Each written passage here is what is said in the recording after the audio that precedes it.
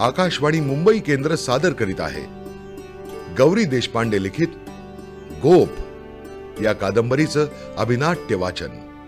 संगीत परीक्षित भातखंडे.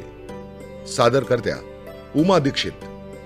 आज ऐकूया गौरी देशपांडे लिखित गोप या कादंबरीच्या अभिनाट्य वाचन मालिकेचा भाग 10वा.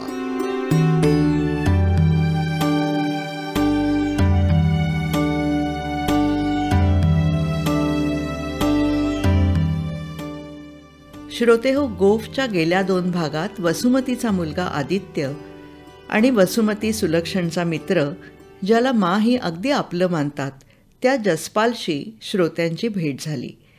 आदित्यच्या हॉस्टेलवर त्याला भेटायला वसुमतीला जायचं होतं आणि आनंदा अनायसे उपलब्ध असल्याने मानी त्याला वसुमतीसाठी जीप काढायला लावली.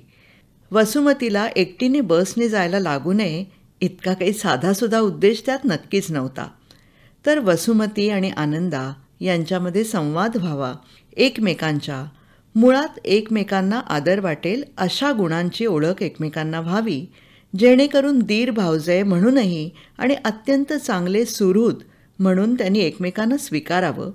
मा ही अशी धडपड खूप जाणीवपूर्वक करतायत. तरीही वसुमती आनंदाचे खटके उडायचे ते उडतातच. वसुमतीला काही बाही लागेल असं आनंदाने बोलावं आणि वसुमतीने क्षणाचाही उशीर न करता त्याला अगदी टोकदार असं उत्तर करावं, हे चालूच आहे. अशाच एका खडाजंगी प्रसंगात जसपाल येतो. अत्यंत आनंदी आणि समजूतदार स्वभावाचा जसपाल या खडाजंगीवर हसतमुखाने पडदा पाडतो. आनंदाने जगायचं ठरवता येऊ शकतं याचं जसपाल हे अत्यंत उत्तम उदाहरण आहे. जसपाल वसुमतीला सतत त्रागा करून भांडू नये असं सुचवतो. तो तिला म्हणतो, भांडून काही मिळतंय का? मग सोडून बघ, निदान माझीना तरी बरं वाटेल. पण वसुमती आणि आनंदाचे असे सतत खटके उडत असले तरी एकूण ती दोघंही मुळातच चांगली असल्याने एकमेकांच्या गुणांचा सन्मान करू शकतात. इतका भलेपणा दोघातही आहे. मानी जमवलेल्या या छोट्याशा कुटुंबात त्यांच्या शेतावावरात काम करणारे संजा, युवरा, युवराची बायको अंजना, त्याचे वडील आबू हेही आहेतच. आणि नुसती कामकरी माणसं म्हणून नव्हे तर कुटुंबाचे घटक म्हणून आहेत. माच नव्हे तर नव्याने आलेल्या वसुमतीवरही हे सगळे जीव लावून आहेत. आणि अगदी थोडक्या वास्तव्यात वसुमतीचेही जीवलग झाले आहेत. आणि म्हणूनच माहेरी गेलेली अंजना अजून का आली नाही याचा घोर वसुमतीला लागतो. थोडीशी चाचपणी करताना आपल्यापासून सगळेजण काहीतरी लपवतायत असं तिच्या लक्षात येतं. ती थोडं खडसावून विचारते तेव्हा तिला सोडून सगळ्यांनाच माहीत असलेली गोष्ट तिला कळते. अंजनाला लग्न होऊन 4-5 वर्ष झाली तरी मूल नाही, म्हणून युवरा आता दुसरं लग्न करणार आहे. हे ऐकून वसुमती प्रचंड अस्वस्थ होते. अंजनाची यात काय चूक? वसुमतीला अर्थातच हे न समजण्यासारखं. हौसेनी केलेली, आनंदाने नांदणारी 4-5 वर्षाच्या लग्नाची बायको कुणी टाकून देईल हे तिला समजण्याच्या पलीकडचं. हताश, विफल वाटतं तिला. मग माजी, जसपाल आणि आबूसुद्धा तिला समजावतात. मात्र अंजनासाठी काहीतरी करायला हवंय इतकंच तिला समजतं. आता पुढे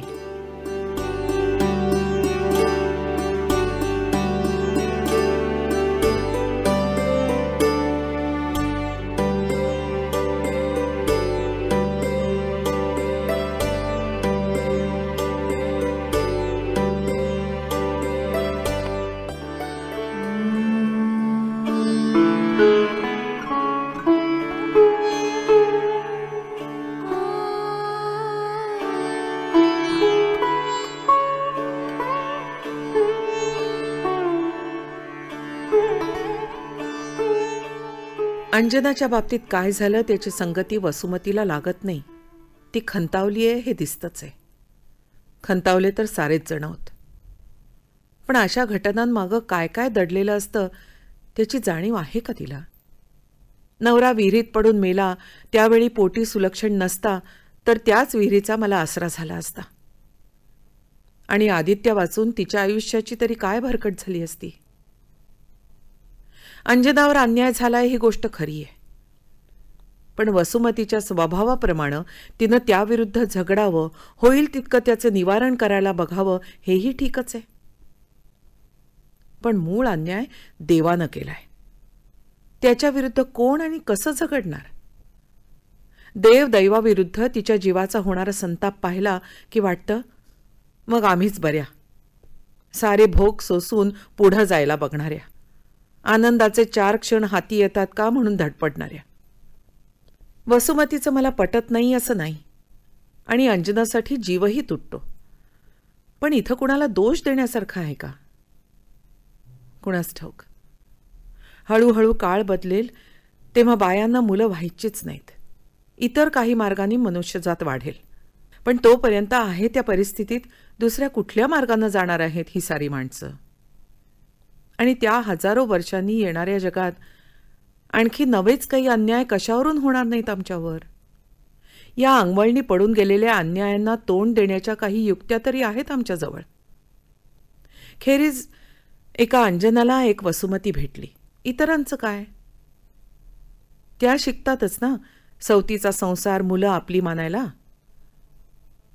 वसुमती असल्या उत्तरच नसणाऱ्या प्रश्नांचा विचार करत असते, म्हणूनच सारखी संतापलेली असते. का म्हणून कुणाला, मला, वसुमतीला, अंजनाला असं काही व्हावं? या प्रश्नाला कसं उत्तर देता येईल? द्यायचंच तर उलट का न व्हावं असा प्रश्न विचारून देता येईल की? अशा गोष्टी अशा या जगात व्हायच्याच असं म्हणून सोडून द्यायला, सहन करायला नको का शिकायला? अंजना परत आली, आमच्यात राहिली तर सर्वांनाच हवी आहे. पण त्यामुळं तिला मूल होणं नाही ही वस्तुस्थिती तर बदलत नाही. वसुमतीचं कौतुक, अभिमान वाटतो, तसाच वैतागही येतो. पण मग म्हणते, तिच्यामुळे एका अंजनाचं आयुष्य सुसह्य होईल हे तरी काय कमी आहे?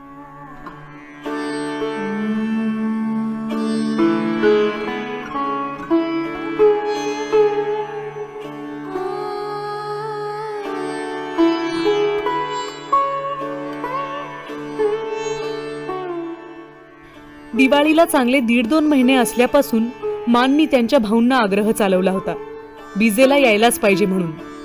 आणि ते धड हो म्हणेनात तेव्हा मलाच त्या कामगिरीवर पाठवायचं ठरलं. कुमक म्हणून मुंबईहून जसपाल, भाऊंकडून येतो म्हणूनच वचन घेऊन या, तसे चालात तर घरात घेणार नाही असावर दम पण मिळाला. आणि खास रामबाण म्हणून आनंदाला पाठवायची धमकी. मी म्हटलं, आमच्याकडून होतंय का बघते, नाहीतर ते सिक्रेट वेपन आहेच आपल्यापाशी. त्यांना भेटून वर्ष होत आलं, म्हणून मलाही फार उत्सुकता होती. काय काय सांगायचं होतं असं म्हणतानाच आठवलं, मी त्यांना कशी काही सांगत नसे ते. खेरीज सारा लवाजमा, कांतीसुद्धा भेटणार त्याचं आणखी आकर्षण होतं. धावतच गेले. गपचूप आत जाऊन पायाला हात लावून त्यांना चकित करणार होते, पण त्यांनी दरवाजातच ओळखलं.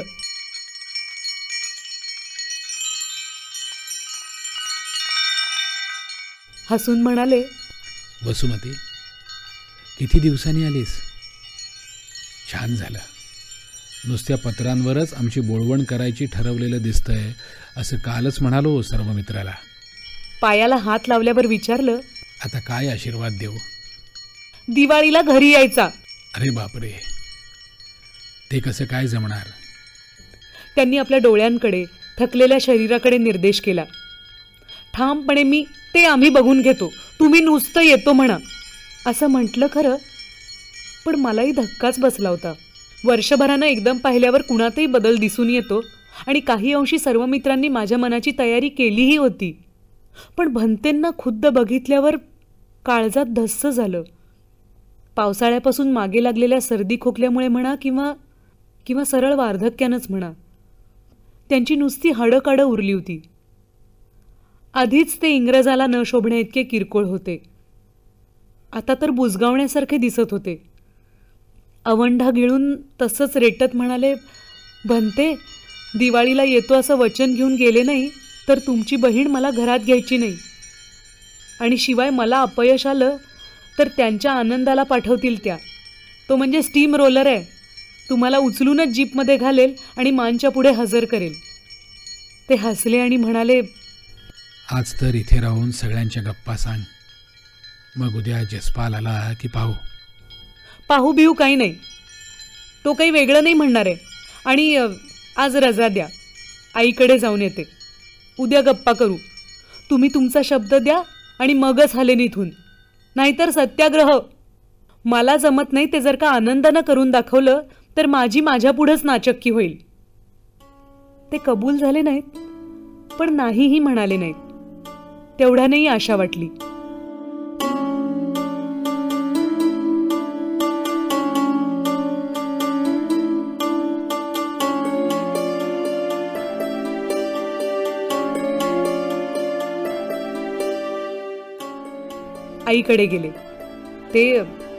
आईकडे गेले ते तिला भेटायचा उत्साह म्हणून नाही तर कर्तव्य म्हणून.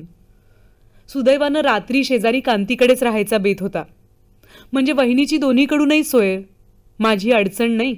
आणि परत शेजारी सख्खा भाऊ आणि आई असताना परक्याकडे जाऊन झोपणाऱ्या मला माया आणि रीत नाही अशी कुचकुच करता येईल. आईला पाहूनही दचकलेच. तिचाही चेहरा सुकला होता. विचारलं, आई बरं नाही का? आणि उलट तिच्या मला काय धाड भरली आहे च्या अपेक्षेत असणाऱ्या कानांनी ऐकलं, वसुमती, आता निभत नाही मला सगळं. तू गेल्या वर्षी आलीस तर हायसं झालं होतं, पण तू 6 महिन्यात निघून गेलीस. बरोबर होतं ते म्हणा, पण हे सगळं आता माझ्यावर पडलंय. आई, वहिनी? वाह म्हणून आईने आत कटाक्ष टाकला. बेडरूमचं दार बंद होतं. 10 वाजून गेले तरी बाहेर आलेली नव्हती. जरा चिंतेनंच आईकडे बघत मी म्हटलं, कसं काय जमणार मग तुला आई? जमेल तितके दिवस घेईन जमवून, नाहीतर मग.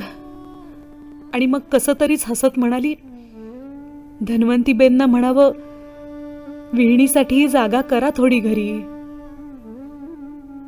मी चटकन उठून तिला मिठी मारली. किती वर्षांनी? तिनेही हळूच पाठीवरून हात फिरवला. अगदी अपरिचित स्पर्श. मी म्हटलं, माझं घर ते तुझंही घर आहे आई, केव्हाही आहे. आदित्य काय तुझा नातू नाही? पण पुन्हा तेच कडू वाकडं हसत म्हणाली, त्या पोराला जप वसुमती. मग आमचं आणखी काही बोलणं झालं नाही त्या बाबतीत. वहिनीही अखेर बाहेर आली आणि चातक शाळेतनं परतला. दुपारचा चहा झाल्यावर मी उठून कांतीकडे गेले. तिच्याशी बडबड करायच्या आनंदात किती वाजले त्याकडे लक्ष उरलं नाही. आणि अखेर जेवणाआधी भाईची अगदीच उजबी भेट झाली, कारण सगळं कुटुंब कुठेतरी बाहेर जाणार होतं, आई खेरीज. आईला म्हटलं, कांतीकडे ये की जेवायला. पण तिनं ज्या निग्रहानं नाही म्हटलं, त्यावरून तिथे काहीतरी सोवळ्या ओळ्याचं पाणी मुरतंय हे जाणून मी जरा रागावूनच निघून गेले. माझा चेहरा पाहून कांतीनं काय झालं ते जाणलं, पण काही म्हणाली नाही. विषण्णपणे वाटलं हा अनुभव तिला काही नवा नसणार. आणि म्हटलं, कांती, मान ना वाटतं हे जग असंच आहे असं म्हणून बऱ्याचशा गोष्टी सोडून द्याव्या. पण सोडून कसं काय चालेल? कांती म्हणाली, नाहीच चालणार, पण तुझ्या आईला काही आता शहाणं करणं होणार नाही बाई. आणि ती हसली. तेव्हा मलाही बरं वाटलं. तरी अंजनाची गोष्ट सांगितलीच. तेव्हाही म्हणाली, खरोखर तिथं मार्ग नाहीये, पण तू जे केलंस ते योग्यच होतं. स्वतःचे वंश चालवायला लागतात ही कल्पना लोकांच्या डोक्यातून नाहीशी होईतो असले अन्याय चालणारच. कुठलंही लहान मुलं आपलं समजायला समाजातला कुठलाही माणूस जोवर तयार नाही. पण मग अंजनानं सवतीचं मूल आपलं मानायचं का? पूर्वी बायका तरी तेच करत. तू मुद्दाम वाकड्यात जातीयस असं म्हटलं का मी? अंजना युवरानं दुसऱ्या कुठल्या तरी पोरक्या मुलाला आपलं म्हणावं, हाच एक मार्ग नाही का या सगळ्या अन्यायांविरुद्ध? 1.5 वर्षापूर्वी ती मला म्हणाली होती तसंच मी आता म्हटलं, कुठल्या जगात राहतेस बाई तू? आणि खो खो हसत ती म्हणाली, तू तरी आता या जगात आलीयस हा माजींकडे जाऊन राहण्याचा मोठा फायदा. ती लाटत असलेल्या चपात्या शेकायला लागत मी म्हणाले, तूही ये ना दिवाळीला, सरकार मला सुट्टी देतंय. पण एखादा दिवस तरी तुला अगदी मज्जा वाटेल सगळ्यांना भेटून. आणि मला तेवढीच कुमक सणासुदीला. भंते असताना आणखी कुमक कशाला लागेल कोणाला? हो, ते अगदी माझी बाजूच घ्यायला बसलेत. बाजू नाही, पण तुझे लाडच करतात हं वसुमती. What nonsense. आणि तुझे नाही करत? मला कुठे बा त्यांनी सासवा आणि दीर आणि नवरे बघून दिलेत. चपाती फुलवायला घेतलेला फडका तिच्यावर उगारला तेव्हा हसायला लागली. मग म्हणाली, उद्या माझ्या वतीनं पण कर नमस्कार त्यांना. या नोकरीपायी दुसऱ्या कशाला फुरसत होत नाही बघ.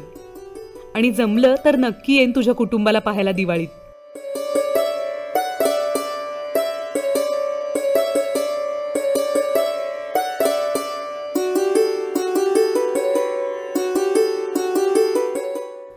दुसऱ्या दिवशी सकाळी जसपाल बरोबर त्यांच्याकडे गेले तेव्हा सगळ्या गोष्टींची चर्चा अपरिहार्यच होती. आनंदाच्या बाबतीत ते जसपालसारखंच काही म्हणाले, तर अंजनाबद्दल कांतीसारखं. आणि परतवर उपदेश काय, तर विमलकांती शहाणी आहे वसुमती, तिला धरून राहा. तिला म्हटलं ते त्यांना म्हणता येणार नव्हतं, तरी वाटलंच की भंतेंचा जगाशी संबंध तुटत चाललाय की काय. विषय बदलून आईचा काढला. मला तिची दया येते म्हटल्यावर ते हसले. मी अडखळतच विचारलं, तिचंही काही देणं लागत नाही का मी? आता तिच्यासाठी म्हणून इथे येऊन राहणं होईल तुझ्या ना? नाही. फिकटसं हसत थकल्यासारखं मागे रेलून म्हणाले, इतक्या वर्षांच्या अनुभवांवरून एक सांगतो, जर स्वतःशी निखळ इमानदारी करायची तर कधीतरी दुसऱ्यांशी बेमानी करायलाच लागते. मला एकदम त्यांच्या आईबद्दल, गतायुष्याबद्दल कुतूहल वाटलं.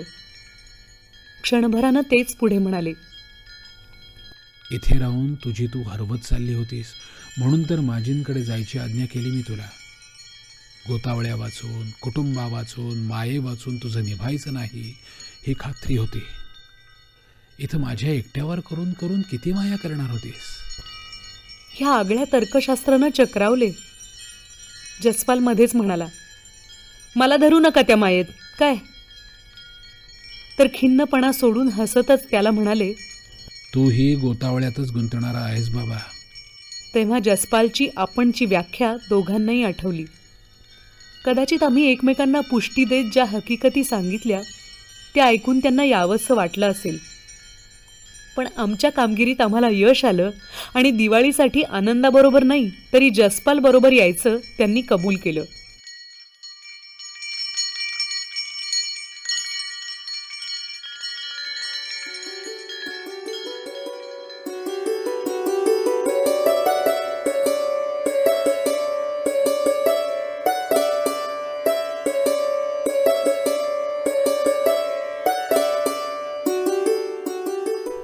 भाऊ खरंच दिवाळीला येणार हे वसुमतीकडून ऐकून माझा जीव आनंदानं पाखरासारखा फडफडला आणि हवेत उडाला. तिच्या, आदित्याच्या, जसपालच्या, माझ्या आनंदाच्या पायगुणानं यावर्षी इतका चांगला पाऊस झाला. धान्यधुन्य, गुरं, भाजीपाला, फळं, सरपणफाटा कशाला कमी नाही या दिवाळीत. आता तर भाऊही येणार. अशी दिवाळी आयुष्यात कधी मी पाहिली नव्हती आणि कुणी सांगावं पाहणारही नाही.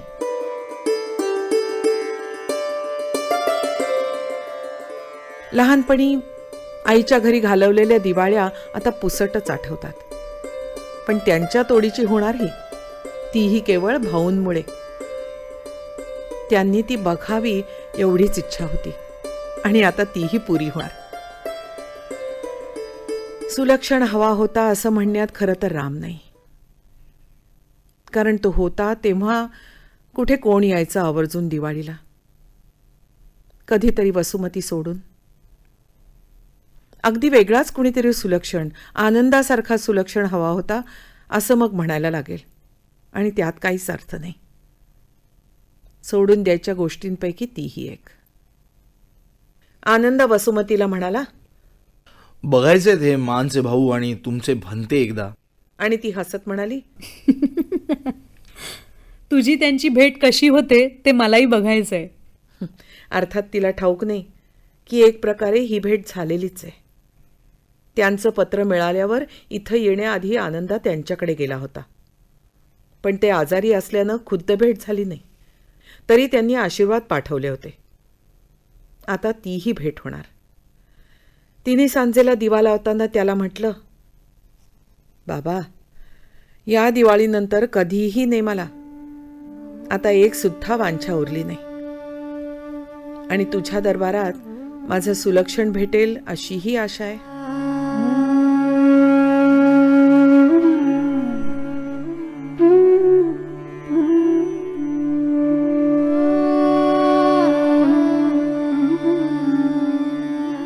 ती गेल्यापासून महिन्याच्या आतच आनंदानं खरंच कोल्हापूरहून अंजनाला परत आणली.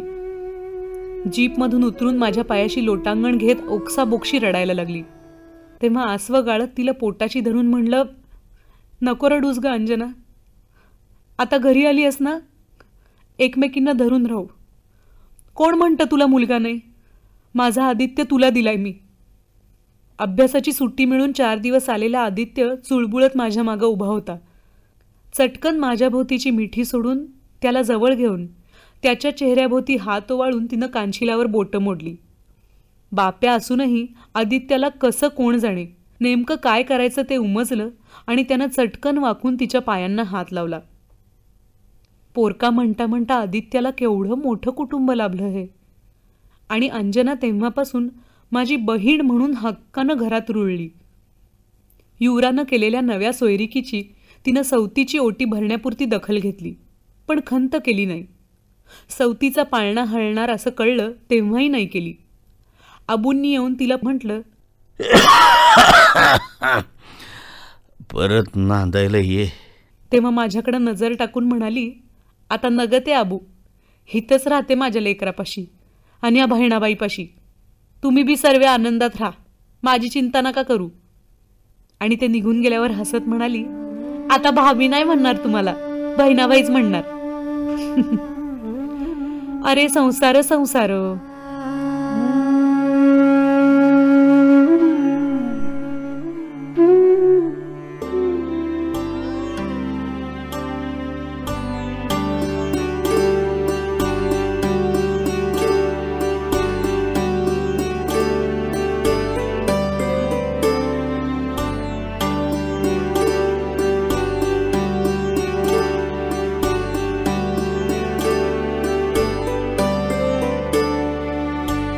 श्रोते हो, आत्ताच आपण ऐकत होतात गौरी देशपांडे लिखित गोप या कादंबरीच्या अभिनाट्य वाचन मालिकेचा भाग 10वा. संगीत परीक्षित भातखंडे. यातील भूमिका आणि कलावंत: माच्या भूमिकेत रोहिणी हट्टंगडी, भन्ते विघ्नेश जोशी, आनंदा निखिल हजारे, पोलीस आणि युवरा मंगेश सातपुते आणि वसुमतीच्या भूमिकेत सोनाली कुलकर्णी. निर्मिती सहाय्य वैभवी झरेकर. सादरकर्त्या उमा दीक्षित. ही आकाशवाणीच्या मुंबई केंद्राची निर्मिती होती.